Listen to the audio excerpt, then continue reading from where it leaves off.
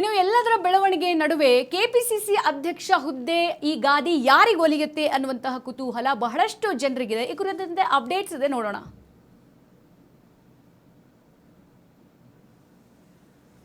KPCC ಅಧ್ಯಕ್ಷ ಸ್ಥಾನಕ್ಕೆ ಬಹಳ ದೊಡ್ಡ ಪೈಪೋಟಿ ತೀವ್ರವಾಗಿ ನಡೀತಾ ಇತ್ತು. ರಾಜಕೀಯ ವಲಯದಲ್ಲಿ ಕುತೂಹಲ ಕೂಡ ಬಹಳ ಹೆಚ್ಚಾಗಿತ್ತು. ಯಾರಿಗೊಲಿಯುತ್ತೆ ಕೆಪಿಸಿಸಿ ಅಧ್ಯಕ್ಷ ಹಾದಿ? ಸಾಹುಕಾರ್ಗೆ ಕೈ ತಪ್ಪುತ್ತಾ ಕೆಪಿಸಿಸಿ ಪಟ್ಟ?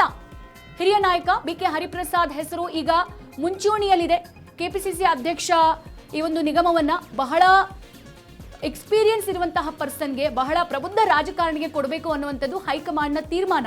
ಕೆಪಿಸಿಸಿ ಅಧ್ಯಕ್ಷ ಸ್ಥಾನಕ್ಕೆ ಪೈಪೋಟಿ ಬಹಳ ಜೋರಾಗಿತ್ತು. ರಾಜಕೀಯ ವಲಯದಲ್ಲಿ ಕುತೂಹಲ ಹೆಚ್ಚಾಗಿತ್ತು. ಅವರಿಗೆ ಇಷ್ಟ ಬಂದ ಹೆಸರುಗಳನ್ನ ಹೇಳ್ತಾನೆ ಇದ್ರು.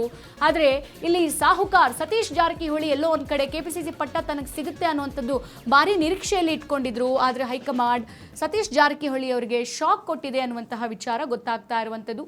ಬಿಕೆ ಹರಿಪ್ರಸಾದ್ ಬಹಳ ಪ್ರಬುದ್ಧ ರಾಜಕಾರಣಿ, ಮಾತಿನಲ್ಲೂ ಆಡಳಿತದಲ್ಲೂ ಹಾಗೆ ಕಾಂಗ್ರೆಸ್ ಪಕ್ಷಕ್ಕೂ ಕೂಡ ಬಹಳ ನಿಷ್ಠಾವಂತ ಎನ್ನುವಂಥ ನಿಟ್ಟಿನಲ್ಲಿ ಈಗ ಕೆಪಿಸಿಸಿ ಅಧ್ಯಕ್ಷ ಸ್ಥಾನಕ್ಕೆ ವಿಕೆ ಹರಿಪ್ರಸಾದ್ ಸೂಕ್ತ ಅಂತ ಹೇಳಿ ಕಾಂಗ್ರೆಸ್ ಹೈಕಮಾಂಡ್ ತೀರ್ಮಾನವನ್ನ ತೆಗೆದುಕೊಂಡಿರುವಂಥದ್ದು. ಹಾಗೆ ಹಿರಿಯ ನಾಯಕ ಬಿಕೆ ಹರಿಪ್ರಸಾದ್ ಹೆಸರು ಬಹಳ ಮುಂಚೂಣಿಯಲ್ಲಿತ್ತು.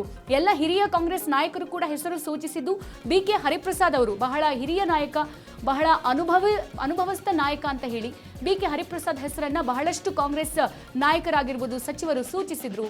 ಹಾಗಾಗಿ ಅಧ್ಯಕ್ಷ ಸ್ಥಾನ ಈಗ ರಾಜ್ಯ ಕಾಂಗ್ರೆಸ್ನಲ್ಲಿ ಅತ್ಯಂತ ಪ್ರಮುಖ ಹುದ್ದೆಯಾಗಿದೆ. ಯಾಕಂದ್ರೆ ಕೆಪಿಸಿಸಿ ಅಧ್ಯಕ್ಷ ಸ್ಥಾನ ಅಂತ ಅಂದ್ರೆ ಎಲ್ಲರೂ ಕೂಡ ಕೂರಿಸ್ಕೊಂಡು ಅವರಿಗೆ ಸಮಾಧಾನ, ಮುಂದೆ ಏನು ಆಡಳಿತ ಮಾಡಬೇಕು, ಯಾವ ರೀತಿಯ ನಿರ್ಧಾರ ಕೈಗೊಳ್ಳಬೇಕು, ಸಚಿವರಲ್ಲಿರುವಂತಹ ಗೊಂದಲ, ಹಾಗೆ ಶಾಸಕರ ನಡೆ ನುಡಿ ಎಲ್ಲವನ್ನ ಕೂಡ ತೀರ್ಮಾನ ಮಾಡೋದು ಕೆಪಿಸಿಸಿ ಅಧ್ಯಕ್ಷ ಸ್ಥಾನ. ಈ ರಾಜ್ಯ ಕಾಂಗ್ರೆಸ್ನಲ್ಲಿ ಅತ್ಯಂತ ಪ್ರಮುಖ ಹುದ್ದೆ ಇದು ಕೆಪಿಸಿಸಿ ಅಧ್ಯಕ್ಷ ಸ್ಥಾನ. ಹಾಗಾಗಿ ಮುಂದಿನ ಲೋಕಸಭೆ ಮತ್ತು ರಾಜ್ಯ ರಾಜಕೀಯ ಸಮೀಕರಣಗಳ ದೃಷ್ಟಿಯಿಂದ ಇವರ ಮಹತ್ವ ಹೆಚ್ಚಾಗಿದೆ. ಎಸ್ಪೆಷಲಿ ಈ ಸ್ಥಾನದ ವೇಟೇಜ್ ಜಾಸ್ತಿ ಇದೆ. ಈಗಿನ ನಾಯಕತ್ವ ಬದಲಾವಣೆ ಸಾಧ್ಯತೆ ಬಗ್ಗೆ ಹೈಕಮಾಂಡ್ ಮಟ್ಟದಲ್ಲಿ ಚರ್ಚೆಗಳು ಕೂಡ ನಡೀತಾ ಇದೆ. ಇನ್ನು ಸಚಿವ ಸತೀಶ್ ಜಾರಕಿಹೊಳಿ ಅವರು ಕೂಡ ಸಂಘಟನೆ ಮತ್ತು ತಳಮಟ್ಟದ ಸಂಪರ್ಕದಲ್ಲಿ ಬಲವಾಗಿದ್ದಾರೆ. ಅವರನ್ನು ನಾವು ಇಲ್ಲಿ ಕೈ ಬಿಡೋದಕ್ಕಾಗಲ್ಲ. ಸತೀಶ್ ಜಾರಕಿಹೊಳಿ ಏನು ಅಸಾಮಾನ್ಯ ವ್ಯಕ್ತಿಯಲ್ಲ, ಅವರು ಕೂಡ ಪ್ರಬುದ್ಧ ರಾಜಕಾರಣಿ, ಜೊತೆಗೆ ಬಹಳ ಜನರನ್ನ ಸಂಪರ್ಕದಲ್ಲಿ ಇಟ್ಕೊಂಡಿರುವಂತಹ ಸಾಹುಕಾರ್ ಇವರು. ಹೀಗೆ ಮತ್ತೊಂದೆಡೆ ಬಿಕೆ ಹರಿಪ್ರಸಾದ್ ಅವರು ಕೂಡ ದೀರ್ಘ ರಾಜಕೀಯ ಅನುಭವ ಹೊಂದಿದ್ದಾರೆ. ಅನುಭವಸ್ಥ ರಾಜಕೀಯ ಜೊತೆಗೆ ಹಿರಿಯ ನಾಯಕ ಅವರು. ಪಕ್ಷದ ಒಳಗಿನ ಸಮೀಕರಣ, ಸಮುದಾಯ ಸಮತೋಲನ ಹಾಗೂ ಮುಂದಿನ ಚುನಾವಣಾ ತಂತ್ರ ಈ ನಿರ್ಧಾರದಲ್ಲಿ ಪ್ರಮುಖ ಪಾತ್ರ ವಹಿಸಬಹುದು. ಇನ್ನು ಈ ಕುರಿತಂತೆ ಕೆಪಿಸಿಸಿ ಅಧ್ಯಕ್ಷ ಸ್ಥಾನಕ್ಕೆ ಸಂಬಂಧಪಟ್ಟಂತೆ ಸತೀಶ್ ಜಾರಕಿಹೊಳಿ ಮಾತನಾಡಿದ್ದಾರೆ. ಬನ್ನಿ ಏನ್ ಮಾತನಾಡಿದ್ದಾರೆ ಅಂತ ನೋಡ್ಕೊಂಬರೋಣ. ಅಧ್ಯಕ್ಷ ಸ್ಥಾನದ ನಿರೀಕ್ಷೆಯಲ್ಲಿದ್ರಿ, ಸುದ್ದಿ ಸಿಗ್ತಾ ಇಲ್ಲ ಇನ್ನೂ ಯಾವುದೇ ಸುದ್ದಿ ಬಂದಿಲ್ಲ. ಇನ್ನು ನಾವು ನಿರೀಕ್ಷೆಯಲ್ಲಿ ಇದ್ದೇವೆ. ಸಚಿವ ಸ್ಥಾನವನ್ನು ಈಗ ನೀವು ಕೂಡ ಇನ್ನು ಬಂದಿಲ್ಲ, ಅಧಿಕೃತವಾಗಿ ಬಂದಿಲ್ಲ. ಬಂದ ಮ್ಯಾಗಲ್ಲ, ಬರದೇ ಎಲ್ಲಿ ಬರ್ಬೇಕು, ಅಧಿಕೃತವಾಗಿ ಯಾರಿಗೂ ಇನ್ನೂ ಮೆಸೇಜ್ ಬಂದಿಲ್ಲ. ತಾವು ಹಿರಿಯ ನಾಯಕರು ನೋಡೋಣ ಗೊತ್ತಿಲ್ಲ ಯಾವ ಪಕ್ಷ ಯಾವ ರೀತಿ ತೀರ್ಮಾನ ತೊಗೊಳ್ತೈತೆ. ಸೊ ಇನ್ನೂ ಅಂತಿಮವಾಗಿಲ್ಲ. ಆದ್ಮೇಲೆ ನೋಡೋಣ ಅವ್ರು ಏನು ಹೇಳ್ತಾರೆ ಅದನ್ನು ಪಾಲಿಸೋದಷ್ಟೇ.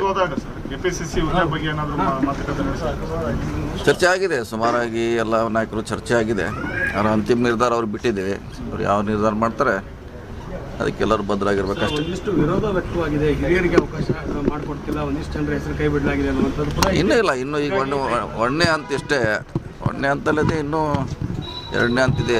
ಎರಡನೇ ಹಂತದಲ್ಲಿ ಸುಮಾರು ಜನಕ್ಕೆ ಅವಕಾಶ ಇದೆ. ಸೊ ಈ ಹಿರಿಯರಿಗೆ ಮಾತ್ರ ಕೊಡುವಂಥ ಪ್ರಯತ್ನ ಆಗ್ತದೆ. ಪ್ರಮುಖವಾಗಿ DCM ಹುದ್ದೆಗಳ ಬಗ್ಗೆ ಚರ್ಚೆ ಆಗ್ತದೆ. ನೀವು ಕೂಡ ಹಿಂದೆ ಹೇಳಿದ್ರಿ ಸಮುದಾಯವಾರು DCM ಒಂದು 3 ಕೊಟ್ಟರೆ ತುಂಬ ಅನುಕೂಲ ಆಗುತ್ತೆ ಸಂಘಟನೆಗೆ ಎಲ್ಲ. ಈಗ ಒಂದೇನು ಕೊಟ್ಟಿದ್ರೆ ನಾವು ಕೇಳಿದ್ದೀವಿ, ಅದೇನು ಎಷ್ಟು ಮಟ್ಟಿಗೆ ಅದು ನಿಜ ಗೊತ್ತಿಲ್ಲ. ಪರಮೇಶ್ವರ್ ಮಾತ್ರ ಕೊಡ್ತಾರಂತ ಗೊತ್ತಿಲ್ಲ, ಎಷ್ಟು ಮಾಡ್ತಾರ ಅಂತಿಮವಾಗಿ ನೋಡೋಣ. ನಾವು ಇನ್ನೂ ವೇಟ್ ಮಾಡಬೇಕು. ಇನ್ನೂ ಚರ್ಚೆಯಲ್ಲಿದೆ ಅದು. ಬಹುಶಃ ಎನಿ ಟೈಮ್ ಅನೌನ್ಸ್ ಆಗ್ಬೋದು. Any time. ಸರ್, ಹೈಕಮಾಂಡ್ ತಾವು ಏನು ಅಭಿಪ್ರಾಯ, ಹೈಕಮಾಂಡ್ ನಾಯಕರಿಗೆ ತಾವು ಏನು ಅಭಿಪ್ರಾಯ ತಮ್ಮನ್ನ ಕೇಳಿದಂತ ಚರ್ಚೆ ಮಾಡಿದ್ವಿ. ಅವ್ರಿಗೆ ಒಬ್ಬ ಹೇಳಿದ್ದೀವಿ ಅಭಿಪ್ರಾಯನ. ಅಂತಿಮವಾಗಿ ಅವ್ರಿಗೆ ಬಿಟ್ಟಿದ್ದೀವಿ. ಅವ್ರ ನಿರ್ಣಯಕ್ಕೆ ಬಿಟ್ಟಿದ್ದೀವಿ. ಅವರ ಬಿಟ್ಟಿದ್ದೀವಿ. ಯಾಕೆ ಸರ್ ಇನ್ನೂ ಕೂಡ ಕ್ಲಿಯರ್ ಆಗಿ ಯಾರಿಗೂ ಕಾಲ್ ಇದ್ದೇ ಇರ್ದು ಎಲ್ಲ ಆಗವ್ರು ಭಾಳ ಜನ ಇದ್ದಾರೆ. ಯಾವ ರೀತಿ ಮಾಡೋಕ್ಕಂತ ಗೊಂದಲ ಇದ್ದೇ ಇರ್ತೈತೆ. ಎರಡನೇ ಹಂತ ಆಗುವವರೆಗೆ ಇದು ಇದ್ದೇ ಇರ್ತೈತೆ, ಮುಂದುವರೆದೈತೆ. ಆದಷ್ಟು ಬೇಗ ಅದು ಆಗ್ಬೇಕಂತ ನಮ್ಮ ಆಸೆ ಇದೆ. ಆದಷ್ಟು ಬೇಗ ಎರಡನೇ ಹಂತ ಕೂಡ. ತಮ್ಮ ವಿರುದ್ಧ ಏನಾದರೂ ಷಡ್ಯಂತ್ರ ಏನಾದರೂ ನಡೀತಾ ಇದೆ ಸರ್? ಇತ್ತೀಚೆಗೆ ಸೋಷಿಯಲ್ ಮೀಡಿಯಾದಲ್ಲಿ ಕೆಲವೊಂದು ವಿಡಿಯೋಗಳು, ಕೆಲವೊಂದು ಪೋಸ್ಟರ್ಗಳು ಹರಿದಾಡ್ತಾ ಇದೆ ಸರ್. ಸಿದ್ದರಾಮಯ್ಯನವ್ರಿಗೆ ಚೂರಿ ಹಾಕಿದ್ರು ಅಂತ ಅಂಥವು ನೀವು ಹೋದ್ರೆ ಎಲ್ಲ ನಾಯಕರು ವಿರುದ್ಧ ಅಂಥವು ಇದಾವೆ. ಎಲ್ಲ ನಾಯಕರ ವಿರುದ್ಧ ನೀವು ಸೋಷಿಯಲ್ ಮೀಡಿಯಾದ ಹುಡುಕ್ರೆ ಎಲ್ಲರೂ ಇದ್ದೇ ಇದಾವೆ, ಯಾರ್ದಿಲ್ಲ ಅಂತಿಲ್ಲ. ಅವು ಬರ್ತಾವೆ, ಅವಾಗ ಅಷ್ಟಕ್ಕಷ್ಟು ಒಂದೆರಡು ಓಡಾಡ್ತಾವೆ, ಮುಗೀತು ಅಷ್ಟೇ ಕತೆ ಅದು. ಅಲ್ಲ ಈಗ ನಿಮ್ಮ ವಿಚಾರದಲ್ಲಿ ಯಾಕೆ ಸರ್ ಈ ತರ ಮಾಡ್ತಿದ್ದಾರೆ? ಮಾಡಿರ್ಬೇಕು, ಯಾರು ನಮ್ಗೆ ಆಗಲ್ಲ ಅದು ಮಾಡಿರ್ಬೋದು ಅಷ್ಟು. ಅವಾಗ ಹೇಳಿದ್ದೀನಿ ನಾನು, ಯಾರು ಮಾಡಿರ್ಬೋದು. ಎಫ್ಐಆರ್ ಆಗಿದೆ, ಹುಡುಕ್ತಿದ್ದಾರೆ ಯಾರು ಅದನ್ನು ಮಾಡ್ತಿದ್ದಾರೆ ಅಂತ. ನೋಡೋಣ, ಗೊತ್ತೇ ಆಗ್ತೈತಿ ಯಾರು ಮಾಡಿದ್ದಾರೆ. ನಿಮಗೆ ಕೆಪಿಸಿಸಿ ಹುದ್ದೆ ತಪ್ಪಿಸುವಂತ ಪ್ರಯತ್ನಗಳೆಲ್ಲ ಆಗ್ತಿದೆ ಸರ್, ಯಾಕಂದ್ರೆ ನೀವೇ ಬೆಸ್ಟ್ ಚಾಯ್ಸ್ ಅನ್ನೋ ಅಭಿಪ್ರಾಯಗಳಿತ್ತು. ಇಂಥ 10 ಬಂದರೂ ತಪ್ಪಿಸ್ಲಿಕ್ಕೆ ಆಗೋಲ್ಲ, ಇಂಥ 100 ಬಂದರೂ ಏನು ಮಾಡ್ಲಿಕ್ಕೆ ಆಗೋಲ್ಲ. ಅದೇನು ಪ್ರಶ್ನೆ ಇಲ್ಲ. ಅವ್ರ ಸಮಾಧಾನಕ್ಕೆ ಅವ್ರು ಹಾಕಿರ್ಬೇಕಷ್ಟೇ.